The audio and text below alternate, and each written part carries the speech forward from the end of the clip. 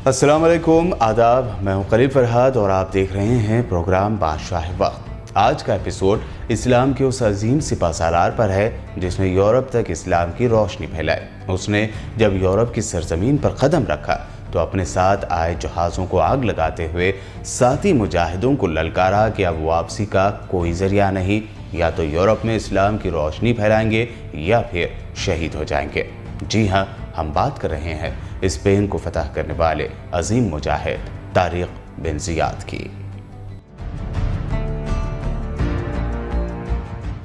वक्त था उस दौर का जब मूसा बिन नसीर अफ्रीका के वाली थे।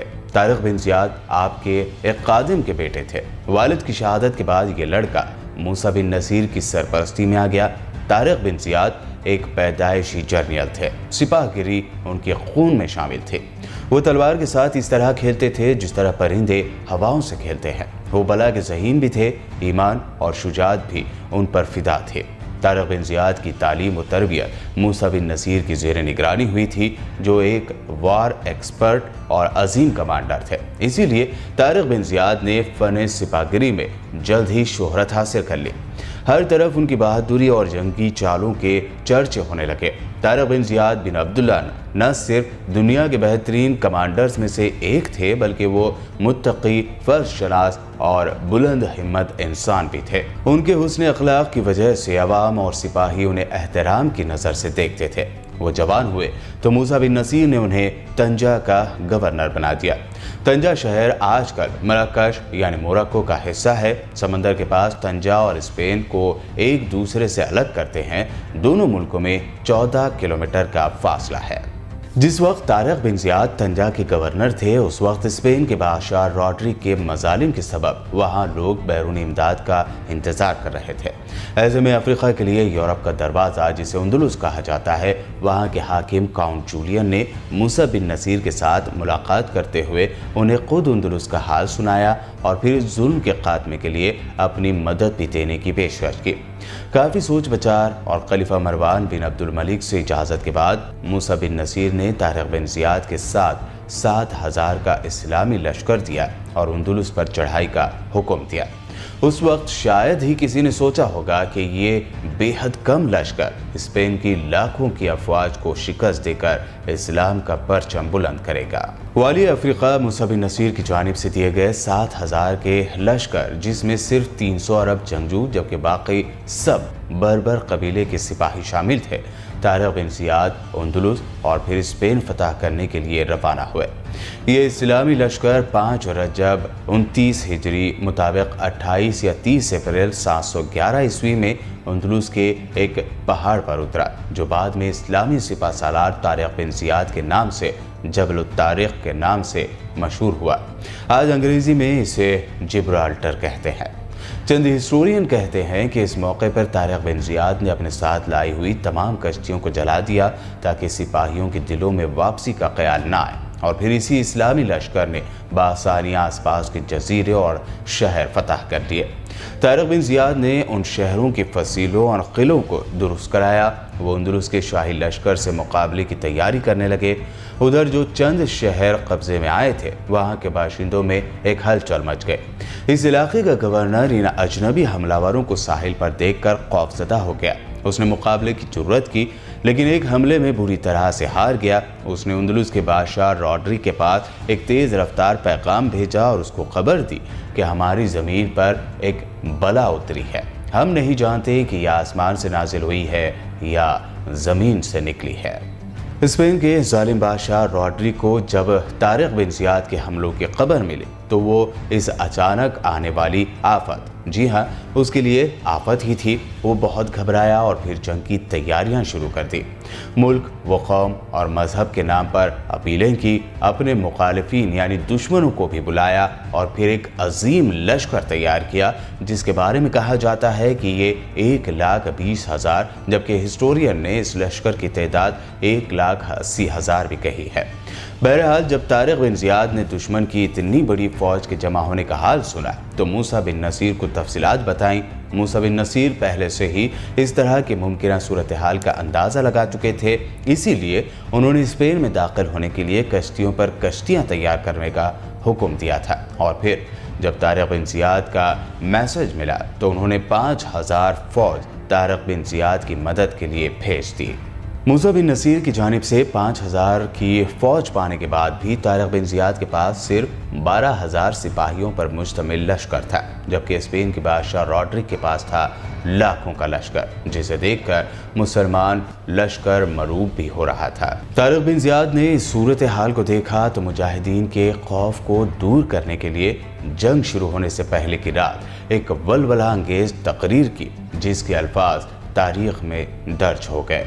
तारिक बिन ज़ियाद ने इस्लामी लश्कर से खिताब करते हुए कहा कि मुसलमानों, खूब समझ लो, अब तुम्हारे भागने की जगह कहीं नहीं है। समंदर तुम्हारे पीछे और दुश्मन तुम्हारे आगे है। अल्लाह की कसम, अब सिवाय हिम्मत व इस्तक़लाल के तुम्हारे लिए कोई रास्ता नहीं।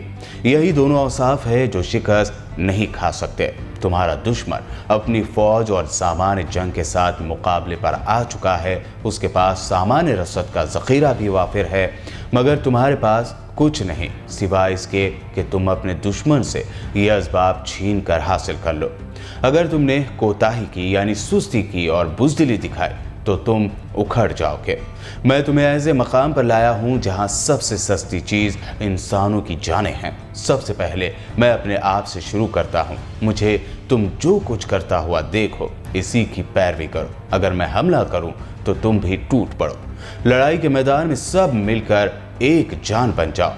इस पुरजोश तकरीर से फौज के दिल, अज़्म व हिम्मत, जोश व खरोश और फतह की उम्मीदों से लबरेज हो गए और स्पेन के अंधेरे से उजाले में लाने के लिए निकली 27 रमज़ान 92 हिजरी मुताबिक 19 जुलाई 711 ईस्वी की वो यादगार सुबह, जब स्पेन के अजीम लश्कर और उसके मुकाबले में मुट्ठी भर इस्लामी लश्कर के दरमियान खुरेज जंग शुरू हुई।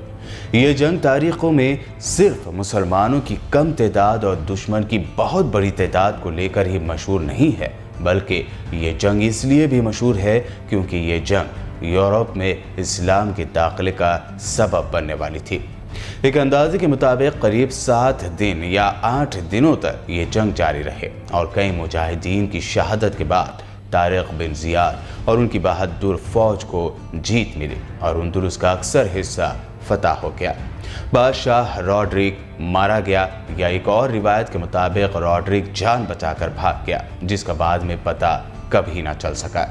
ये जंग फैसला कुन थी क्योंकि इसके बाद स्पेन की फौज कभी मुत्तहद होकर ना लड़ सकी। फतह के बाद तारिक बिन ज़ियाद ने बगैर किसी सख्त रुकावटों के स्पेन की दारुल हुकूमत तरीतला, जिसे आज दुनिया मैड्रिड के नाम से जानती है, उस पर कब्जा कर लिया। तारिक बिन ज़ियाद को स्पेन का गवर्नर बना दिया गया। तारिक बिन ज़ियाद की कामयाबी की खबर सुनकर मूसा बिन नसीर ने अफ्रीका की हुकूमत अपने बेटे अब्दुल्ला के सुपुर्द की और ख़ुद तारिक बिन ज़ियाद से आ मिले और फिर दोनों ने मिलकर मज़ीद कई इलाके फतह किए। हमने तो बहुत शॉर्ट में अंदलुस और स्पेन के कई इलाकों की फतह की दास्तान आपके सामने रखे। अगर इन्हीं तफसील से सुनाने पड़ जाएं तो कई एपिसोड लग जाएंगे। बहरहाल, जब बात हो रही है तलीतला यानी आज के मैड्रिड शहर की, तो कुछ इसके बारे में आपको बताते हैं। तारिक बिन ज़ियाद की फतह के बाद तलीतला शहर ने आलमी सतह पर शोहरत पाई। मुसलमानों की स्पेन आमद ने जहां यूरोप में इस्लाम के दरवाजे खोल दिए, तो यहाँ ईसाई, यहूदी और इस्लामी मुआशरे का ऐसा घोल तैयार हुआ जिसके असरात यहाँ के कंस्ट्रक्शन, बोलचाल, रहन सहन में दिखाई देने लगा और यह खूबसूरत इम्तिजाज आज भी यहाँ की कई तारीख़ी इमारतों और मसाजिद में नज़र आता है। तलीतला यानी आज के मैड्रिड में तारिक बिन ज़ियाद की फतह के बाद तैयार की गई कई मसाजिद आज भी मौजूद हैं, लेकिन करीब करीब तमाम की तमाम गिरजाघर यानी चर्च में तब्दील कर दी गई। सिर्फ एक मस्जिद मसीह नूर का जिक्र मिलता है, जो बच जाने वाली अकेली मस्जिद है।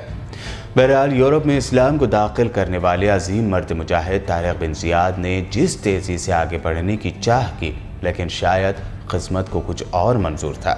उन्हें मुल्क शाम यानी सीरिया के दारुल हुकूमत दमिश्क, जो उस वक्त इस्लामी सल्तनत का दारुल खिलाफा यानी कैपिटल था, वहाँ से बुलावा आ गया और किसे पता था कि तारिक बिन ज़ियाद और मूसा बिन नसीर शायद ही फिर कभी यहाँ वापस आ पाएंगे। एक ऐसे वक्त जब अंदलुस की फतह और यूरोप में दाखिले की राह हमवार हो गई थी, मूसा बिन नसीर और तारिक बिन ज़ियाद को खलीफा वक्त अल वलीद बिन अब्दुल मलिक ने तलब किया। दोनों के पहुंचने के कुछ ही दिनों बाद खलीफा की मौत हो गई और उनके भाई सुलेमान को खलीफा बनाया गया। सुलेमान पहले से ही मूसा बिन नसीर से नाराज था। उसने मूसा बिन नसीर को माजूल कर दिया, सलाखों के पीछे फेंक दिया। इस बारे में मुकम्मल तफसील हमारे पिछले एपिसोड में है, जिसके लिंक डिस्क्रिप्शन में मौजूद है। बहरहाल तारिक बिन ज़ियाद की पैदाइश के बारे में जितने कम सबूत हैं, उतने ही कम सबूत उनकी मौत के बारे में भी हैं। कई रिवायतें तारिक बिन ज़ियाद की माजूली के बारे में हैं, लेकिन जिसमें सबसे ज़्यादा ताकतवर दलील लगती है वो ये कि उस वक्त के खलीफा ने तारिक बिन ज़ियाद से अपनी दुश्मनी निकालने के लिए स्पेन में लड़ी जा रही जंगों का बहाना बनाया कि उसकी इजाज़त नहीं दी गई थी, सिर्फ अंदलुस में लड़ी गई जंग की थी इजाज़त। तारिक बिन ज़ियाद ने अपनी हद से आगे बढ़कर कई और इलाके फतह कर लिए थे। बहरहाल इस्लाम के इस अजीम कमांडर तारिक बिन ज़ियाद की ज़िंदगी के आखिरी दिनों के बारे में बहुत ही कम सबूत मिलते हैं। अपनी माजूली के बारे में तारिक बिन ज़ियाद ने बेहद मुश्किल वक्त गुजारा। अगर वो आज के हुक्मरानों या फौजी जर्नलों जैसा खुद के लिए दौलत समेटते रहते तो शायद उन्हें अपनी ज़िंदगी के आखिरी वक्त में लोगों से सवाल करते नहीं पाया जाता। कहा जाता है कि ज़िंदगी के आखिरी दिन तारिक बिन ज़ियाद ने बेहद गरीबी और फाकों में गुजारे, बल्कि यहाँ तक कि उन्हें मसाजिद के बाहर सवाल करते हुए भी देखा गया। अगर ये बात रिवायत दुरुस्त है तो फिर उमवी सल्तनत के उस अजीम सपहसालार के साथ बहुत बड़ी नाइंसाफ़ी होगी। लेकिन आज स्पेन की तारीख भी उठा लें, तारिक बिन ज़ियाद का नाम आज भी फातह स्पेन और फातह अंदलुस के तौर पर दर्ज है, जिसे ता क़यामत तक कोई मिटा नहीं सकता। तारिक बिन ज़ियाद की ज़िंदगी की ये दास्तान आपको कैसी लगी, कमेंट करके ज़रूर बताइएगा। और हाँ, नए नए प्रोग्राम्स के लिए हमारे BBN चैनल को सब्सक्राइब करना और ऐसे वीडियोस शेयर करना हरगिज़ भी ना भूलें। मिलते हैं बादशाह वक्त के अगले एपिसोड में, तब तक के लिए दीजिए इजाज़त। खुदा हाफिज़।